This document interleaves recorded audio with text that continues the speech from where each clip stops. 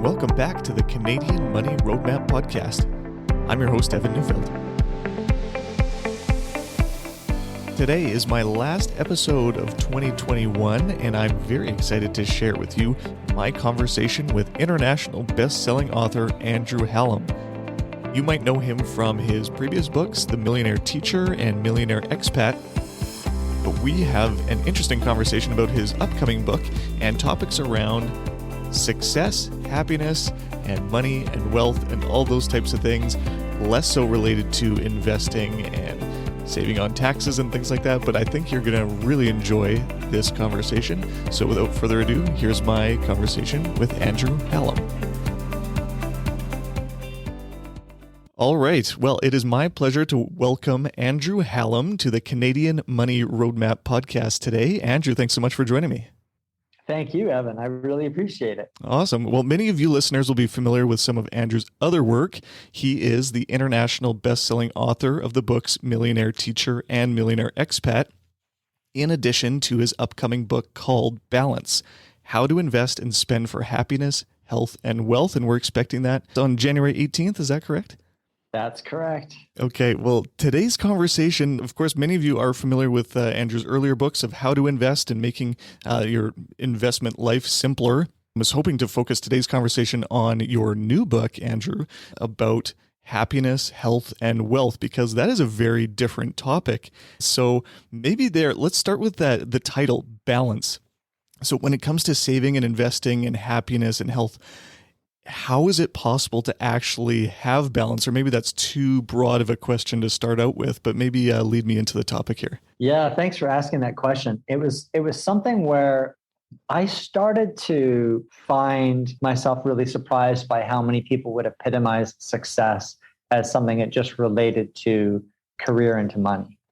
And so somebody would say, oh, that woman over there, for example, is really successful. She owns her own law firm. She drives a Maserati. She has a giant house overlooking a lake.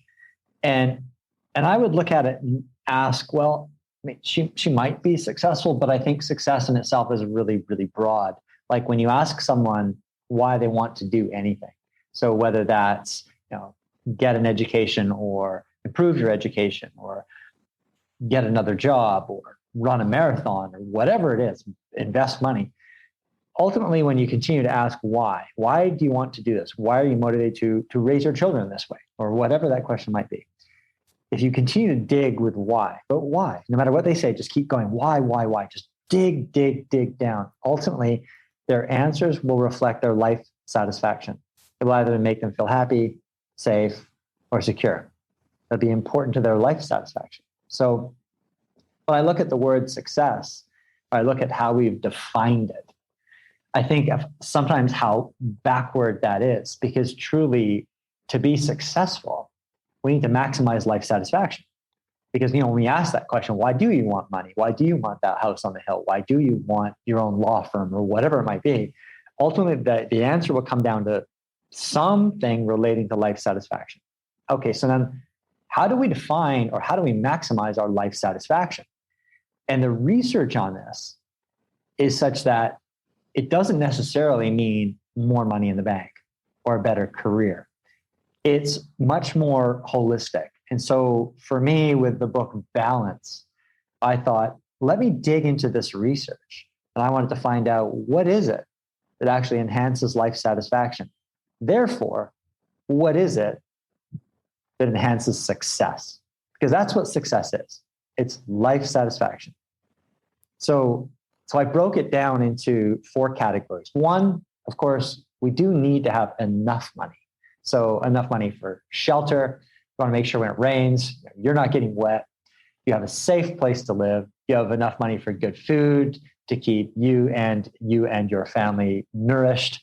You need enough money for healthcare so that you can stay healthy, and a little bit of money left over to spend on some fun experiences. So things that you could do together.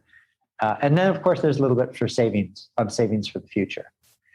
But that's just one component. So another component is relationships.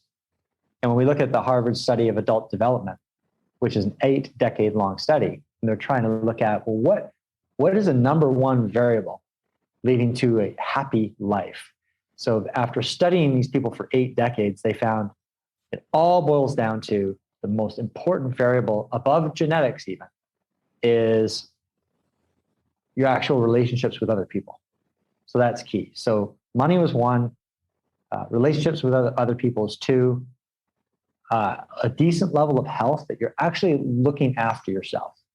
So you're doing what you can. We can't control everything, but we're doing what we can to control our health. That's really important, therefore, to be successful. And then 4th is a sense of purpose. Like what gets you up in the morning? What actually motivates you? Is there something that drives you forward? So we need these things to enhance our life satisfaction. And that's why, when it came time for me to actually figure out a name for this book, I just thought, I want to call it Balance. I want to talk about life satisfaction. And it's really, really required that we have that balance, because if you could have loads of money. You could have $50 million, nice house on the hill, drive a Ferrari. But if your relationships are a wreck, then your life satisfaction is not going to be where it could be. You're going to be mostly bummed out, because that's far more important than just the money itself. So yeah, I really enjoyed, Evan, digging into the research on life satisfaction when I wrote the book Balance, and trying to give people suggestions and tips so that they can hopefully end up building some of this into their own lives. Very interesting, because my podcast here, there's so many things that we could focus on and talking about investing in markets and, those types of things. And broadly speaking, my point in the podcast is that I want to focus on things that you can control. And number of the things that you mentioned there stood out to me because, when you're looking for success or happiness or whatever you want to call it, it could be semantics at that point. It sounded like your argument would be a lot of those things actually are in your control, and it's not just chance that these things might happen to you. Yeah, 100%. I think there are these things that we often pursue and I listened to, I was listening to some of your podcasts before, and I thought, philosophically, Evan, we align on a lot of these things, which I thought was pretty exciting. The idea that you talked about how we overspend. Like we're a culture of overspenders. And this is all well and good if what we're spending our money on actually does enhance our life satisfaction, or it could be all well and good, as long as we're not going into major debt to do it. However, the things that we buy don't enhance our life satisfaction if they're material acquisitions. And most of the things that we're purchasing are material. So, we're buying a new car or a better car, or we're upgrading our kitchens, or we're getting the latest iPhone, or whatever it might be. We're getting a new purse or whatever. These things, according to research, do not enhance our life satisfaction, but we think they do. So Daniel Kahneman is a Nobel Prize winner in behavioral economics, and he's just dug into this so prolifically over his career. And I love the fact that through his research, he says, we don't know what actually makes us happy. Like, that's the weirdest thing. We think that if we purchase something new, it will give us satisfaction. It will increase our life satisfaction. When in the reality, it's like a short-term sugar fix. So it ends up perhaps making us feel good at the moment we purchase it, but it doesn't take long before hedonic adaptability starts to take place, whereby essentially when we buy something like whatever, let's just call that a brand new car. We're excited about it for a while, but we get really used to it. And within just a few weeks, it's just another car that gets you from A to B. So there was an interesting study, Michigan State University did an interesting study on new vehicles or expensive vehicles versus low-priced vehicles. And, when they ask people who drive like top-end Mercedes-Benzes, are you happier with it than you would be driving a Honda Civic? They say, well, of course I'm happier. And Daniel Kahneman called that reflective happiness. It's what we believe. But the truth is, what's more core is our actual experiential happiness, which is what we're actually feeling. So the actual experience of it. And based on the research they did at Michigan State University, they'd found that people that drove high-end vehicles didn't enjoy their driving experiences any more than people who drove low-end vehicles, because we get used to what it is we're driving. And we're not focused on the vehicle all the time in terms of how it's feeling, in terms of it's how tight it is, how it's handling, how it's accelerating, how it's braking. We're focusing on, am I going to be late for my son's soccer practice? Am I going to be late for work? Oh, look at that jogger running down the street. Oh, am I going to catch this light? Those are the things we focus on. So we're not thinking about the vehicle. So the idea that we end up going into debt, and debt often equals misery, like debt drags us down on a subconscious level. The fact that we go into debt to buy something or extend ourselves to buy something that we think will enhance our life satisfaction is completely misguided. And so like the idea is, I love looking at what does the research say about life satisfaction. And for me, I'm not suggesting we be a cheapskate and not spend our money at all. That's not what I'm saying. But when we look at what is it that we can spend our money on that actually enhances our life satisfaction, it's actually things like giving, like pro-social giving feels awesome, especially when we can see the results, or we can actually see the people who are receiving the help. Buying or spending money on experiences, like you and a group of friends go out and rent a cabin, and you fish for a while, maybe you rent a boat, you just have an awesome time for a weekend. When we do that, we're actually building memories. And so like for you and me, Evan, if you and I were sitting around a campfire 20 years from now, and you and I were telling stories, we're not going to talk about the car we bought back in 2033 or the iPhone 53. We're going to be talking about the fun / crazy things that we did, because the experiences become part of our identities. That's interesting to me. So can you elaborate on that identity formation a little bit more? Because some people, okay, let's keep using some of the same examples here. I'm not a car guy, but just the term car guy means that is somebody's identity, right? And so like is that person finding inherent value or happiness in that identity that relates to a physical experience, or would the research show that it's mostly more of a facade than anything? I think they find an alignment with an identity, and people do, through what they purchase. But does that identity actually make them feel better about themselves or happier about who they are? The way to feel great about who you are is if people love you. That's the pinnacle. That's the absolute pinnacle. To feel great about who you are, you need others to love and respect you. And so a lot of people, though, in a misguided way, will think, well, others will love and respect me if I am successful with a business. Right? They'll somehow respect me if I'm successful. But it isn't entirely true. I call this sociological math, in that if I give love and respect to other people, I will receive love and respect from other people in turn. So we get what we give. And that doesn't mean that necessarily if I treat you with loads of respect, you're necessarily going to reciprocate and treat me with respect. We all know circumstances where we've met people where that's been the case. But then there'll be other circumstances where there'll be somebody else who I treat with respect. And I don't really think so much about, just pouring my love into this person. And that person gives me that back 2 or 3-fold. So what we give the world is what we end up getting back in terms of love and respect that we have for individuals. And so if we really want to feel great about who we are, and if we really want to feel so solid about our identities and enhance our life satisfaction, we have to be as good as we can be. We have to be the best people we can be. It's not going to come from stuff. And yet we often think it does. And that's the unfortunate part, especially as I said before, if we go into debt to get the stuff. Right. Yeah, I agree with that completely. Like, so much of your financial life completely falls apart if you overextend yourself, especially on things that depreciate in monetary value, but also is what you're referring to as existential value almost, right? Of like, yeah, it's funny because when it comes down to, let's take our example of car guy. In the book Balance, I talk about this litmus test. And essentially, if you want to buy something, and let's say it's some kind of luxury good, ask yourself if you would still buy it if nobody else could see it.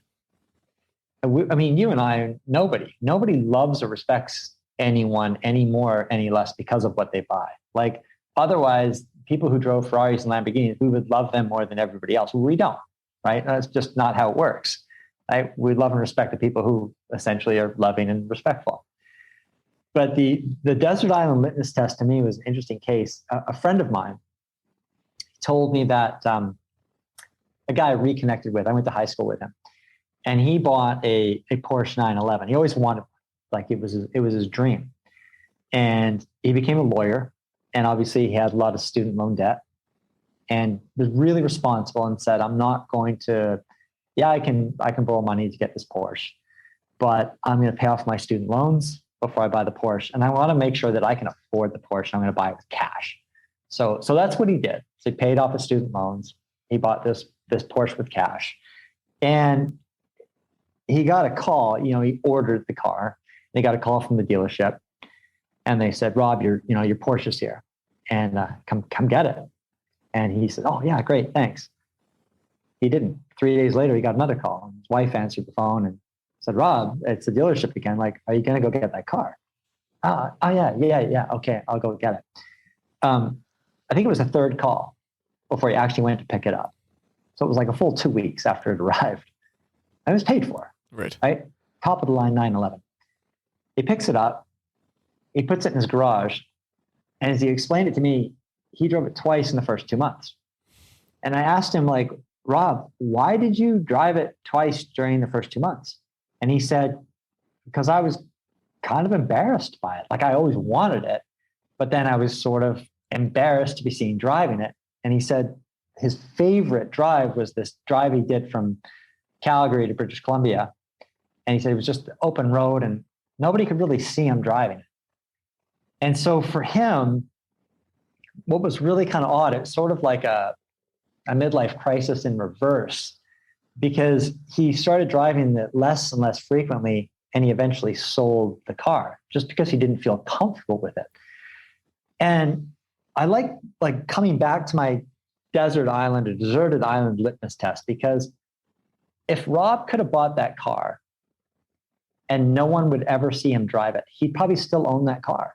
Like, he bought that car for other reasons. He didn't buy that car so people could see him, so he could look successful. He bought that car because he truly respected the German engineering, but it did kind of embarrass him. And so I think that when it comes time to, we're thinking about purchasing an unnecessarily maybe / luxurious item, we have to ask ourselves, would I still buy it if nobody else could see it? And if the answer is yes, then buy it. But the answer will most often, for most people, that answer will be no. Well, that's interesting, the way that you tell the story, because I think your story, I don't want to disagree with you necessarily, but your story is kind of confirming a different point, whereas many people buy things to impress others, and your friend bought something with the unintended consequence of aligning himself with those people. Yeah. Right? And that was, yes. So in my mind, the fact that he even considered parking the car or not getting it in the first place almost proved his success in that he didn't want to be aligned with someone that didn't think the way that he did. I think of the Rolex watch wearer who likes the Swiss engineering and the story and the history of the watch and whatever, but it's also a fancy man's product, right? And you're scared to get mugged on the street wearing your Rolex, so you buy 3 of them and put them in your safe and you never wear them. I don't know. I don't really have a question that comes out of that, but I think there are 2 different things that come out of that same behavior. Yeah, I think you're right. I think that's absolutely true. It is really interesting when a person can be super honest about their intent, and you ask them about the litmus test, for example, too. Like you say, some of those people with those watches wouldn't be having them stored necessarily if, to them, it doesn't really matter. They love the engineering of it or what have you. There was during COVID, during 2020, I was cycling, and I mentioned this in the book. I was mountain biking. And I met this woman in Cumberland, British Columbia, as we were mountain biking there. And I started talking to her about my litmus test.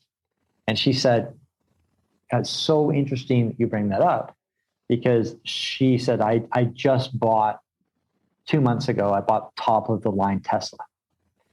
And she said, if I'm really honest with myself, I don't think I would have bought it if nobody could actually see it. She said, I would have bought an electric car, but it would have been much more modest. And I thought, wow, just the honesty there. And she was really coming to a point where she had been talking about how COVID had made her perhaps realign some of her priorities, where she started spending less money. She spent more time just with her immediate family, doing things with them and getting less fulfillment, or recognizing that there really was no fulfillment in going shopping as a sport. Like, I mean, there are people that that's their recreation too. I will go shopping. Shopping is fun. But it took something like COVID for her to recognize that she didn't get lengthy or lasting fulfillment from that. That was just like, kind of like a quick little sugar fix. And it cost her money. And as a result of costing her money, when you're spending money on something that doesn't give you lasting fulfillment, that's money that you could be putting elsewhere, like investing for your future. Right.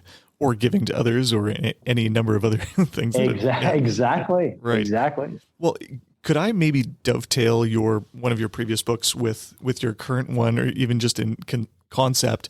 I don't know if you can relate to this, but the idea of, the Millionaire teacher, and I would say the vast majority of people who have read that book are already kind of aligned with the direction you wanted it to go. But when you see it on headlines of social media, the idea of a millionaire, that typical person thinks of a millionaire as someone who spends $1 million as opposed to lives with and survives off of $1 million and so on and so forth, and gives away as if they have, where I'm going with this.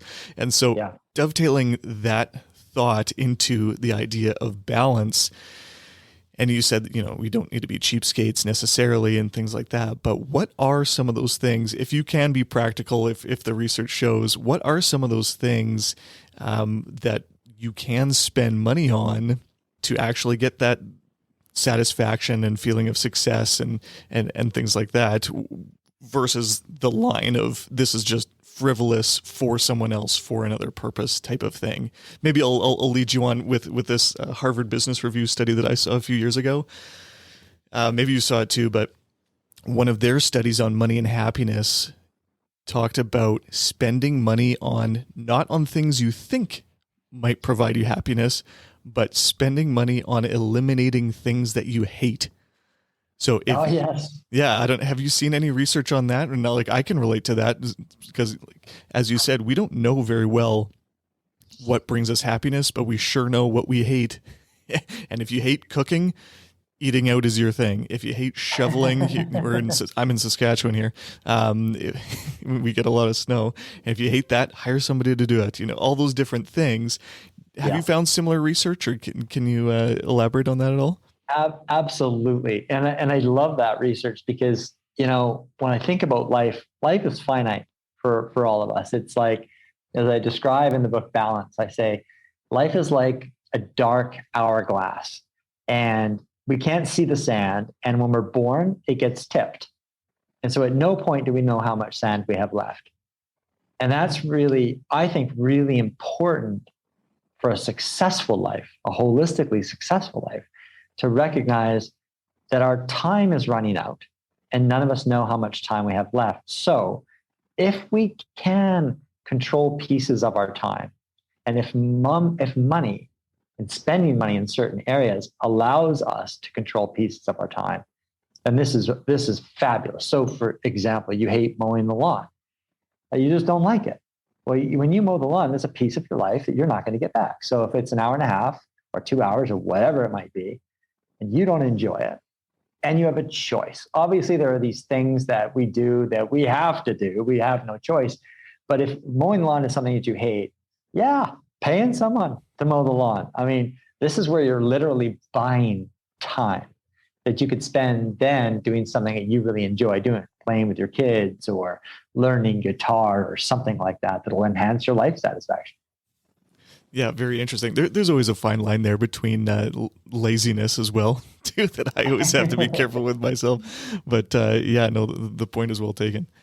So as people make more money, I've heard it said that, money only solves money problems, but lots of people have money problems, right? And so is there kind of a balance or a point to which your happiness actually does increase with your income? And does it plateau after that? Is this a diminishing returns type of thing? Or is there no correlation whatsoever? Yeah, it's an awesome question because, most people, in fact, probably just about everybody, if you ask them, do you want more income? Regardless of how much money they make, they'll say yes. Ask them why. And again, just like when I ask people why about anything that they do or want, their answer will come down to life satisfaction. Somehow it's going to solve something for them or make life better for them. Even if they're a billionaire and you ask them, do you want to earn more money? They'll say yes. It's a really bizarre thing about human nature. But when it comes to income as it relates to life satisfaction, of course, it does correlate to a point. So if you're really poor and you're struggling to make ends meet, then yes, more money will make you happy. So Richard Easterlin was one of the first to really examine this.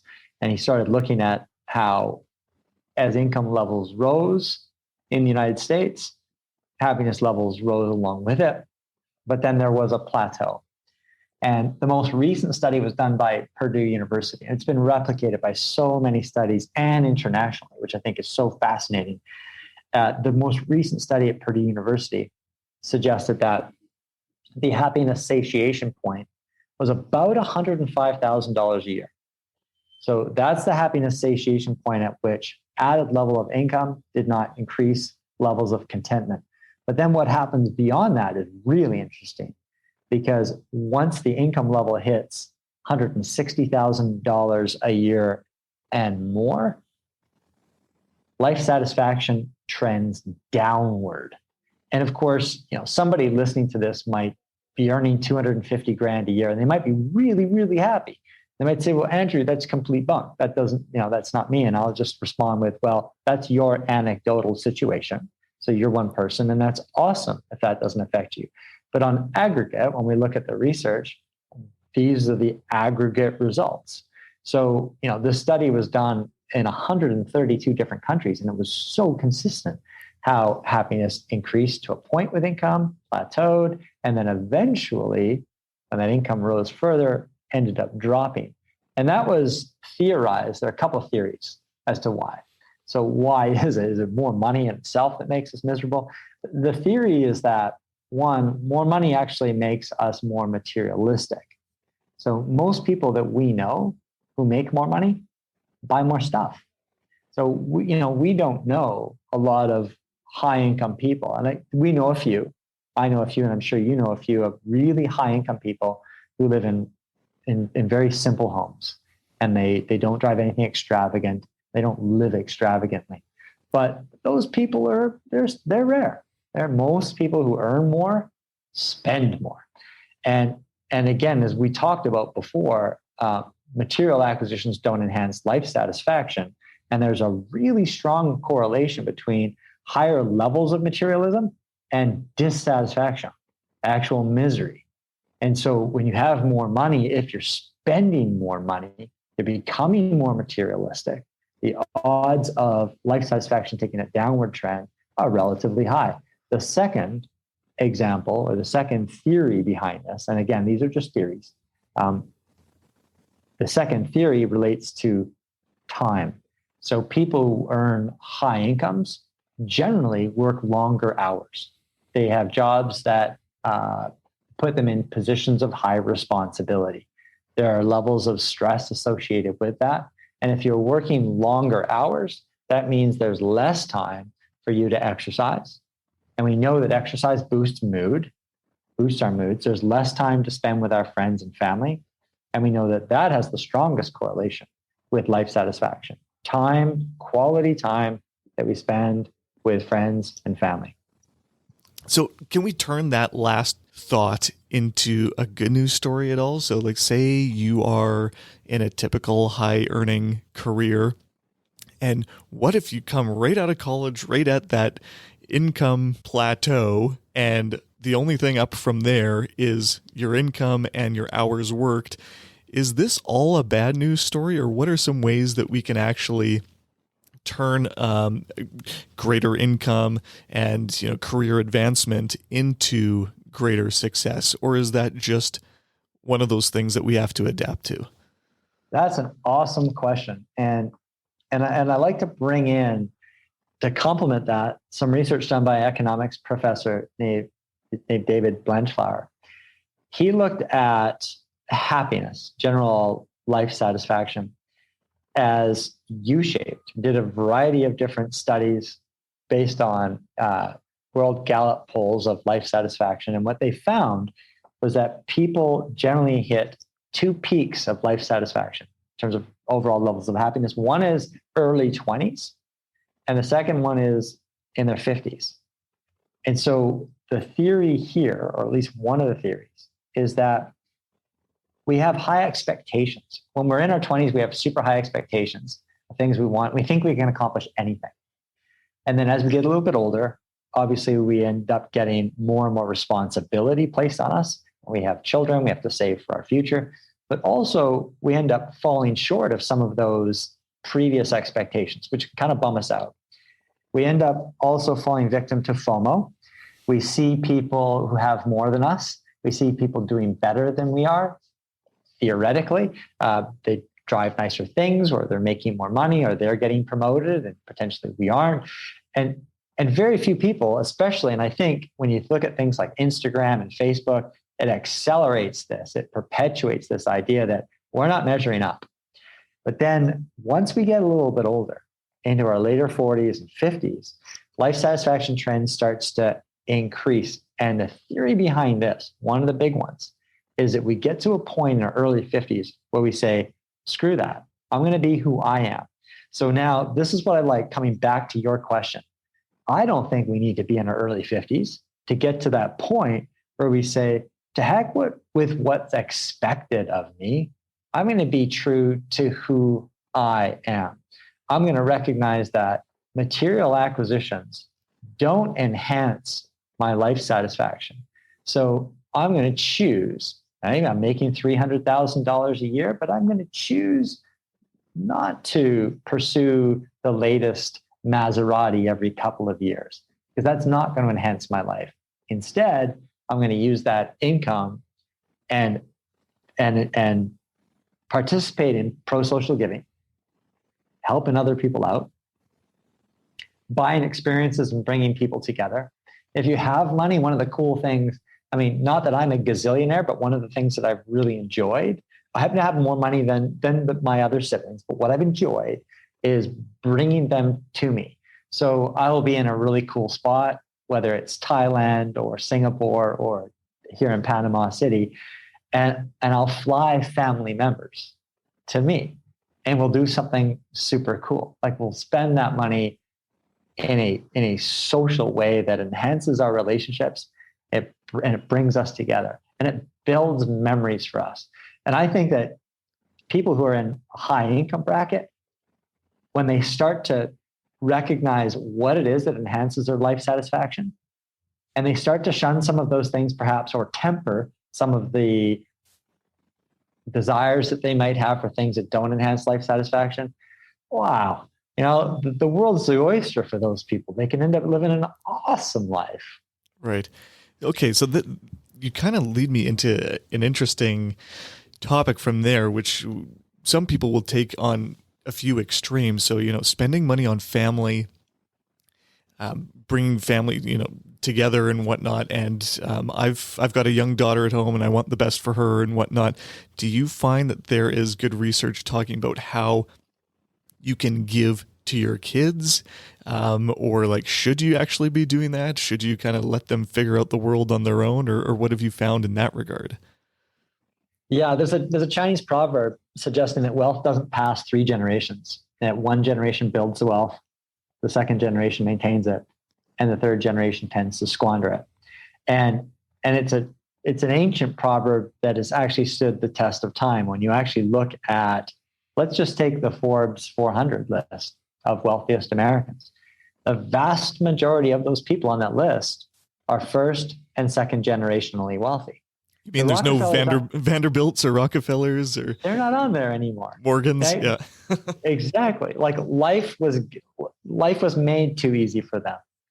And so, when I look at a sense of purpose, like when you're given everything and you don't feel like you've accomplished anything on your own, when you do that to a young person or do that to anybody, you actually deny them the satisfaction of accomplishment, which affects them in terms of their esteem.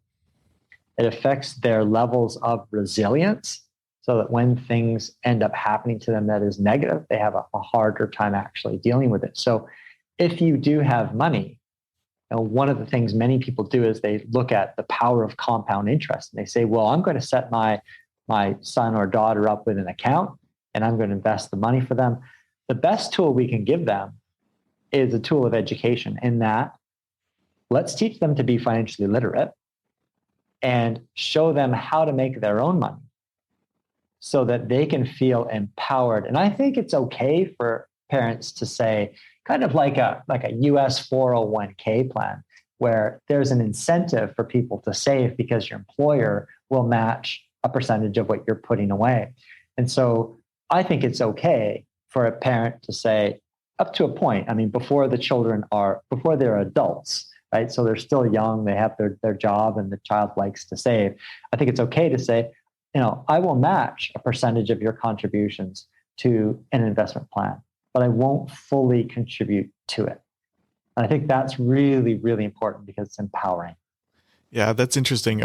I work with a number of clients on RESP strategies, so registered education savings plans for kids. And yeah, there's a lot of different ways to do it. And it's tough to not impose what I think would be good on some people, but also encouraging them that, you can give them a lot without giving them the world, and a lot of that is spending the time, like you said, to teach them kind of the pros and cons of doing some of the things on their own too. So Andrew, maybe we'll wrap up on this topic here. So if we're kind of going through someone's life cycle here, we talk about giving back to kids and whatnot, but and happiness maybe peaking again in the 50s. What about retirement? What are some ways that people can have a fulfilling retirement? Because that is one of the challenges that a lot of people have, because they find their purpose and their identity, as we've alluded to before, in their work, in their kids activities. Even I'm a hockey dad, like that kind of philosophy. Yeah. But then when the kids are out of the house, when they have their own kids, maybe you live in different places. Talk about retirement a little bit more and how we can be proactive about a fulfilling, successful retirement. I'm glad you asked that question, because there are so many people who aspire so strongly to retire early. If they have the financial resources, they want to set that goal. I want to retire early. And the research on this is compelling and somewhat frightening, in that, again, this is on aggregate, but if you retire early, on aggregate, people that retire early die early. And that's something that, yeah, that's really interesting. And one of the things is that, and I'm not suggesting that people continue to work at a full-time job that they hate, but to dial it back and to continue to work part-time is so important for human longevity. The Japanese don't typically aspire to retire the way North Americans do. Japanese want to maintain what they call a sense of ikigai. They want ikigai, which basically means a sense of purpose. So in Japan, they have more than 1,600 silver-haired employment centers. And these are places where older people of retirement age who've decided they're not going to work full-time anymore as a doctor or full-time anymore as a lawyer, but they want to do something. They earn a little bit of money. They stay involved in the community.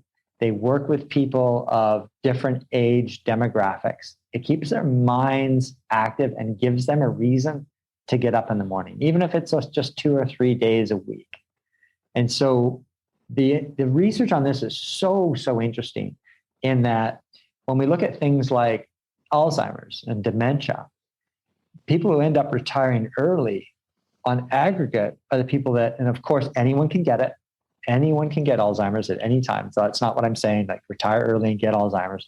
But when we're looking at odds, the odds of getting it are higher if you actually retire early, because your brain is like a muscle. We stop using it.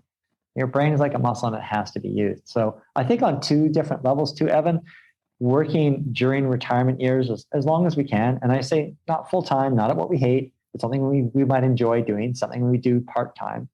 It also alleviates a lot of financial stress for people, because you and I both know, we see the headlines that tell people how much they're supposed to need to retire. Those numbers themselves are super dumb anyway, because it's like, well, where are you living? Do you have a defined benefit pension? I mean, some people, like, they don't need to have saved anything. Like, I mean, I know a lot of school teacher friends of mine who pay off their house. They've both got defined benefit pensions. How much they need for retirement? I'll tell you, they need zero. Exactly. They need zero. They should need zero anyways, yeah. They've got these awesome defined benefit pensions, right? So, I mean, that number is all over the place, but it freaks people out. It makes people think, well, I need this set amount. And so what I really love about the idea too of continuing to work, keeps your mind sharp. It helps you, on aggregate, the research suggests, helps you live longer, but it alleviates some financial stress too. Because even if you're only earning $15,000 a month, or sorry, $15,000 only, come on. Yeah, slip of the tongue there. Yeah, I've never earned $15,000 a month, just for the record. Even if you're only earning $15,000 a year, if you're looking at an investment portfolio, and let's say you're doing like an inflation-adjusted 4% withdrawal rate, I think you need, and just top of my head, I think you need something like $350,000 in an investment portfolio, something close to that, to give you $15,000 of annual income when withdrawing an inflation-adjusted 4% per year. So this alleviates so much stress. That's a lot of money. Yeah, that's a lot of money. It's a lot of money. It's a lot of money. Yeah. So my recommendation is find something you're passionate about that you can do part-time and that you can continue to do for as long as you can. Yeah, I would probably agree. I've heard it said that going into retirement, you should try to have the mentality of retiring to something as opposed to retiring from something. Having a purpose throughout your retirement, whether I'm retiring to be a volunteer or, something like that, even if it isn't for pay. Like I totally agree with you with the working for pay, but there's got to be a purpose beyond watching the weather and playing golf every day. It just doesn't happen for people, right? Right. It gets old. Yeah. And volunteering is awesome because it's a form of pro-social giving as well. Right. So you can see what you're doing to help other people. And this affects us on a cellular level. And that's what, when I dug into that research for my book, there's an awesome book. I'm going to give a plug for a book that I just reference for primary research so often in my book. Marta Zaraska is a Canadian Polish science journalist living in France, and she wrote a book called Growing Young. Growing Younger, I believe it's called, something like that. How to live, how to increase the odds of living to 100. But anyway, amazing book. But she referenced this a lot. So many of these studies on longevity, and I thought, wow, it's so important to bring in those studies on longevity and happiness into that realm of personal finance. Because again, why? You always have to ask the question, why? Why are we doing what we're doing? Why do we have the plan that we have? And it will always boil down to life satisfaction. Awesome. That's a great way to end the interview here, Andrew. I'll give you one more opportunity to plug the book. What's the name of it? Where do we find it? And when does it come out? The book is called Balance: How to Invest and Spend for Happiness, Health, and Wealth. You can find it at all major retailers, online or brick and mortar stores. The official release date is January 18th. Awesome. Well, we'll just miss Christmas here, but maybe people can get a little IOU in their stockings for January 18th. But looking forward to that coming out. Thanks so much for joining me, Andrew. I really appreciate the conversation today. Thanks so much. I love talking about this. So thank you so much for giving me the opportunity, Evan. I really appreciate it. Thanks for listening to this episode of the Canadian Money Roadmap Podcast.